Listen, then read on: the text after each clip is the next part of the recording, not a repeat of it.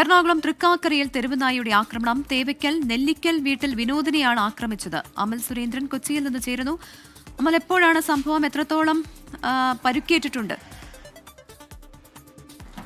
പ്രവിത, ഇന്ന് വൈകിട്ടാണ് സംഭവം. ജോലി കഴിഞ്ഞ് വീട്ടിലേക്ക് മടങ്ങുകയായിരുന്ന നെല്ലിക്കാമല സ്വദേശി വിനോദിനാണ് തെരുവുനായയുടെ ആക്രമണം നേരിട്ടത്. ഇദ്ദേഹത്തിന് 50 വയസ്സായിരുന്നു. ഇദ്ദേഹത്തിന് അപകടം സംഭവിച്ച സമയത്ത് തന്നെ നാട്ടുകാരെല്ലാം കൂടുകയും ഈ തെരുവുനായ ഓടിച്ചുവിടുകയും ചെയ്യുന്ന സാഹചര്യമുണ്ടായി. പിന്നീട് ഇദ്ദേഹത്തെ കളമശ്ശേരി മെഡിക്കൽ കോളേജിൽ കൊണ്ടുപോവുകയും പ്രാഥമികമായ ചികിത്സകൾ നൽകുകയുമാണ് ഇപ്പോൾ ഇദ്ദേഹം ഉള്ളത്.